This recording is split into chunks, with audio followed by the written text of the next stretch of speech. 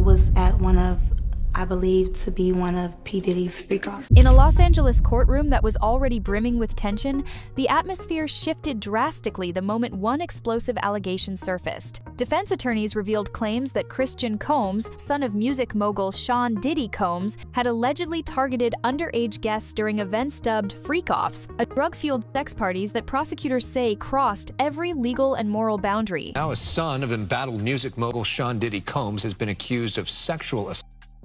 A lawsuit filed in LA Superior Court on Thursday accuses Christian King Combs of sexually assaulting and possibly drugging a woman in December 2022. The woman says it happened while she was working on a yacht that Diddy had chartered. This comes just over a week after homes owned by Diddy were raided in LA and Miami as part of a federal human trafficking investigation. Neither the attorneys for Combs or Diddy have commented on the new legal complaint. In a new lawsuit, Sean Diddy Combs' second son, Christian Combs, is accused of sexually assaulting a crew member working on a super yacht. That suit was filed here in Los Angeles. Attorneys representing former yacht stewardess Grace O'Markey say she was sexually assaulted on board a yacht when she was 25 years old in December of 2022 by Diddy's son, rapper Christian Combs. They say his dad, Sean Combs, leased the yacht and had full control of its staff and the premises. O'Markey's lawyers say Combs turned what was sold as a wholesome family excursion into a hedonistic environment. They stated, quote, defendant Sean Combs fostered and encouraged an environment of debauchery. There was always a party atmosphere filled with suspected sex workers, suspected laced alcohol, violence, and sheer disrespect of women and the yacht's crew. The lawsuit also contains photos of bruises that O'Markey's lawyers say she suffered when Christian Combs violently grabbed her and attempted to force her to perform a sex act. They also included a transcript of an audio recording which they say captures O'Markey being forced to consume suspected laced shots of tequila. The carefree clip comes just days after a yacht steward filed a lawsuit against Christian, alleging he sexually assaulted her in December 2022. The victim in the case has produced audio recordings that allegedly shows forcing himself upon her and that he wouldn't take no for an answer. The woman says it all happened during what was supposed to be a wholesome family excursion with Christian and his father. Check this out, y'all. This is Diddy. This is my son, King Combs. I've been watching my pop since I was a kid. And I'm proud of you, boy. She says Diddy was the one chartering the yacht for the trip. This lawsuit is bad for Diddy. He may be able to get out of it, but the optics are terrible when he's already facing a criminal investigation. This may be the nail in the coffin for him. The court's attention then turned to one of the central figures in this unfolding legal storm, Grace O'Markey. Hired as a steward for what she believed would be a family-friendly yacht trip in December 2022, Grace testified that the reality was far darker. According to her civil lawsuit, the yacht turned into a non-stop party scene filled with suspected sex workers and cocktails that reportedly left people incoherent after a single sip. Grace claims she was pressured by Christian Combs to drink tequila she believes was spiked. But focusing on Christian Combs, O'Markey says that Christian Combs had been staying at a villa on the shore, but that he would come onto the yacht in the evening to party. And on December 28, 2022, Christian reportedly arrived very intoxicated and then proceeded to pressure O'Markey to take shots of tequila. She did. Christian allegedly tried to get her to drink more in the yacht's makeshift studio. O'Markey alleges that Christian kissed her neck, kissed her face, as he groped her legs, breasts, and private areas. O'Markey reportedly told Christian, quote, "Excuse me, you don't touch my legs like that. I'll move my legs where I want to. If I want to do this, then I will. You don't touch my legs like that." O'Markey then says that she told Christian she couldn't stay with him unless it was approved by a supervisor, all of whom she knew would be asleep at the time, so this was a way for her to get out of the situation. She claims that Christian said, "Who can I talk to? I'm going to say I requested you right now." O'Markey then says she responded with, quote, "Well, you can take your hand off my ass for the first thing." O'Markey says this is what happened next. She says she tried to go back to work, but Christian ends up finding her and wants her to find him a place to sleep for the night in the yacht. So she takes him to the cinema room of the yacht, and that is when she claims Christian stopped her from leaving, groped her, took off all of his clothes, and tried to force her to perform oral sex on him. Now, she says she was allegedly able to fight him off. Someone walks into the room, and then she was able to leave. And she said when she reported this to the captain, according to her, the captain berates her. And she alleges that the captain may have even been paid off by Sean Combs to keep quiet about what happened. And I will tell you what's really interesting about this complaint, embedded in the complaint are photographs that purport to be Omarke's arms with bruises on them. And that is really interesting. You don't usually see that in a complaint like this. All right, so I want to bring on right now criminal defense attorney Mauricio Padilla, friend of the show. He's represented some very high-profile defendants in high-profile cases. Good to see you once again. So I don't think we've had a chance to talk about this lawsuit, and now that the news is reporting that Christian has been served with papers here, why is that significant?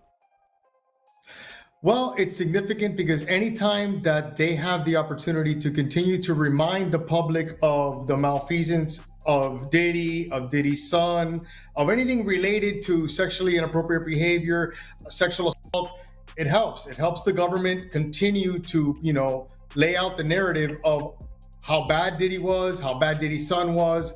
So I think it's consistent with, what they've been doing, putting it out there and really destroying his character. I'm not saying that he didn't do anything to deserve it. I'm saying it's consistent with what they're doing, whether it's the government or the lawyers that are suing him civilly.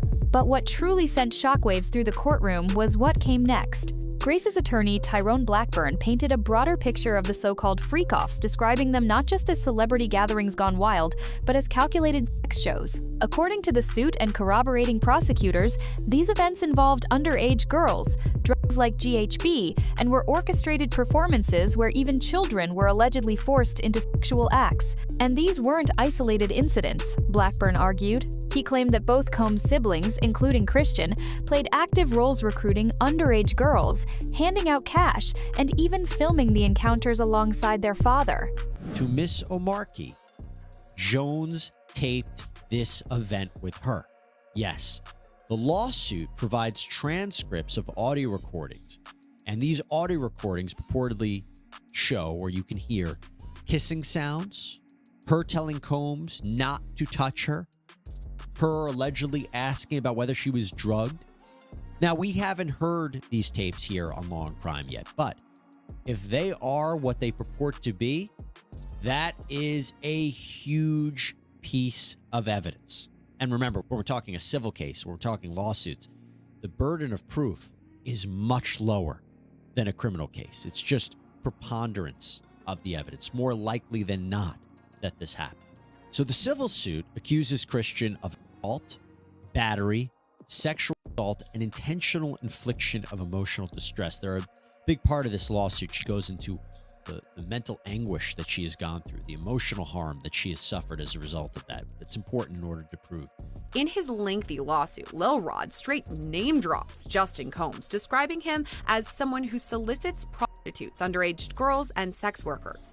There's actually a picture of Justin Combs with an allegedly underage girl shown in the lawsuit.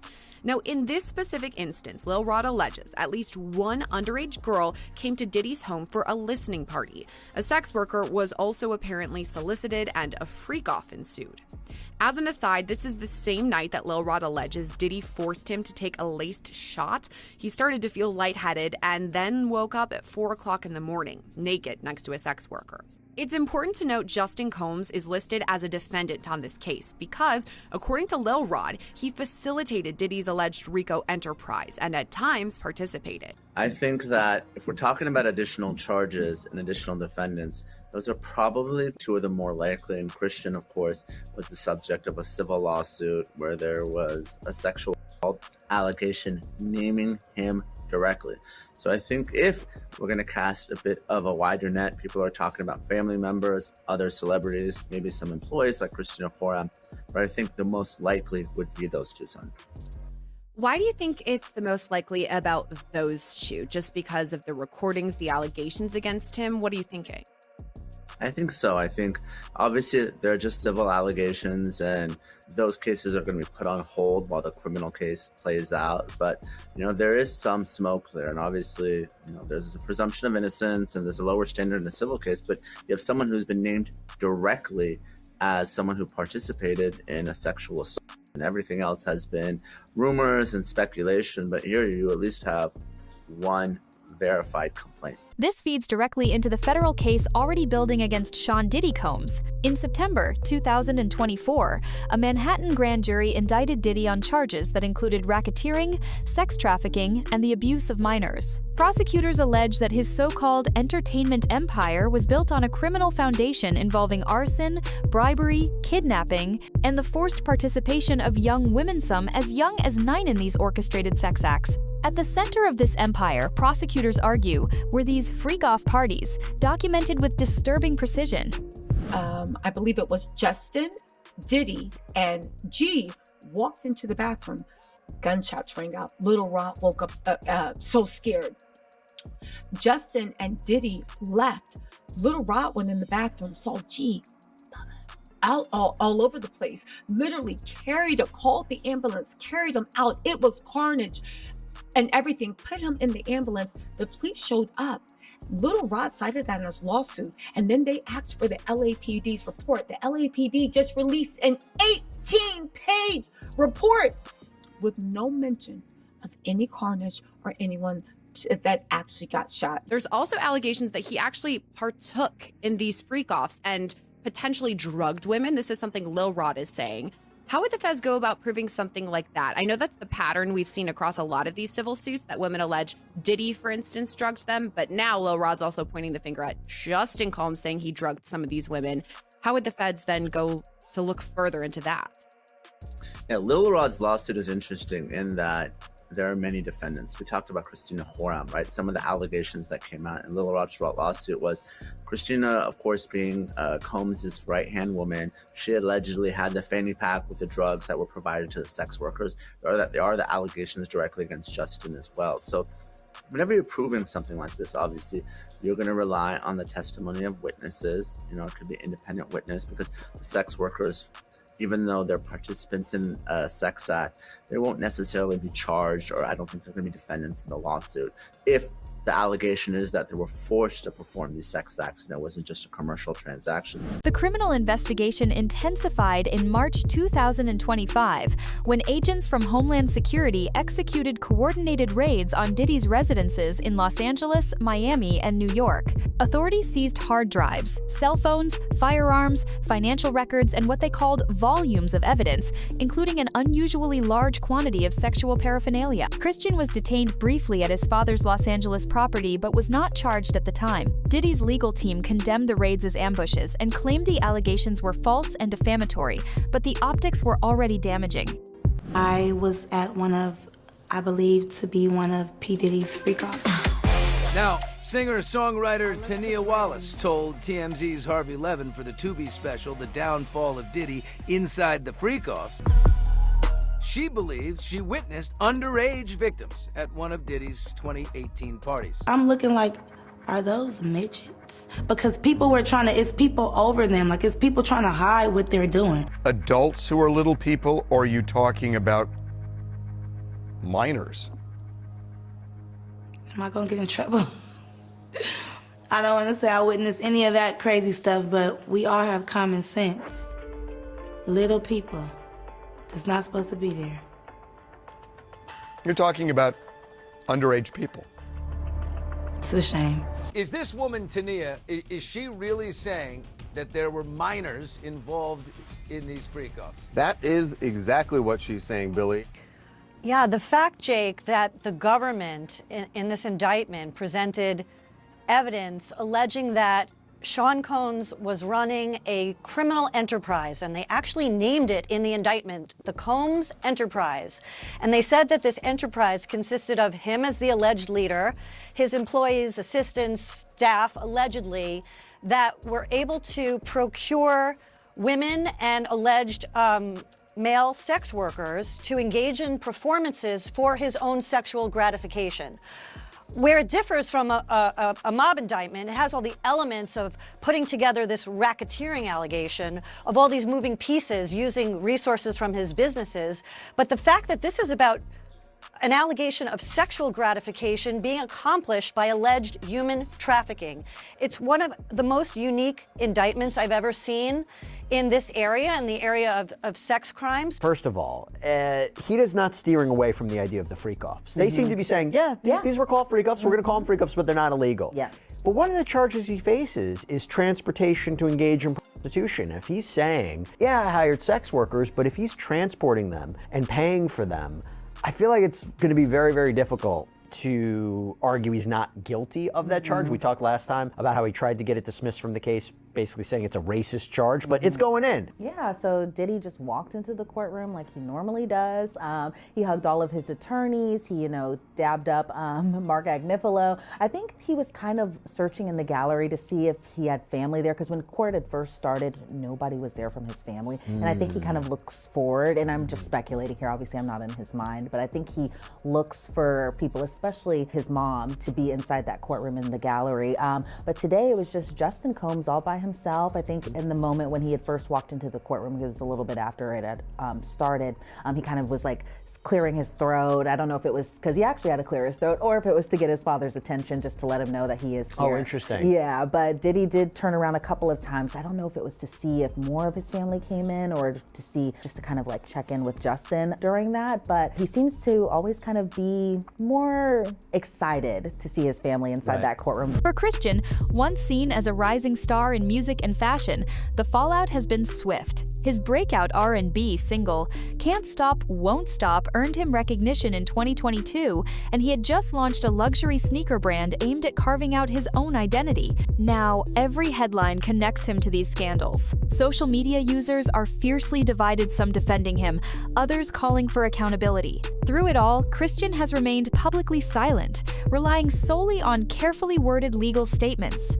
But his dramatic exit from the courtroom has become its own kind of statement, one that many argue speaks louder than words. For Christian, once seen as a rising star in music and fashion, the fallout has been swift. His breakout R&B single, Can't Stop, Won't Stop, earned him recognition in 2022, and he had just launched a luxury sneaker brand aimed at carving out his own identity. Now, every headline connects him to these scandals. Social media users are fiercely divided, some defending him, others calling for accountability. Through it all, Christian has remained publicly silent, relying solely on carefully worded legal statements. But his dramatic exit from the courtroom has become its own kind of statement, one that many argue speaks louder than words. Legal analysts reviewing the situation warn that Christian's involvement may not end with this civil suit. If prosecutors can prove he actively participated in, enabled, or attempted to conceal criminal behavior, he could be swept into a superseding federal indictment. In cases like these, especially with charges tied to organized sexual abuse, family members often become targets for prosecution. And as some experts note, Diddy never seemed to draw clear boundaries between his business, his personal life, and his children's involvement in his affairs. As the criminal trial against Diddy looms set to begin on May 5, 2025, the court is preparing to hear from at least 5 accusers, including Cassie Ventura, who settled a high-profile civil suit against him in 2023. Prosecutors plan to introduce what are known as propensity witnesses, individuals who will testify about unrelated but similar misconduct to show a pattern of behavior. Christian's case, while being tried separately in California, may become part of that larger narrative, a symbol of a family legacy entangled in abuse and unchecked power. And for Grace, her fight is about more than financial restitution. It's about exposing a system she believes allowed powerful men to act with impunity. Her lawsuit is a reminder that whistleblowing comes at a co-stand that survivors of abuse often risk retaliation, stigma, and public scrutiny. The allegations against Diddy and Christian Combs force us to confront uncomfortable questions about celebrity privilege, the culture of silence, and how Justice Icer isn't served in America's most exclusive circles. If you found this coverage insightful, make sure to like, subscribe, and turn on notifications so you don't miss any updates as this case continues to unfold. What are your thoughts on the allegations against Christian Combs? Does his silence speak volumes? Is he being unfairly dragged into his father's controversy? Drop your opinions in the comments below. We'll be following every legal twist and breaking it down right here. Stay informed, stay critical, and we'll see you in the next update.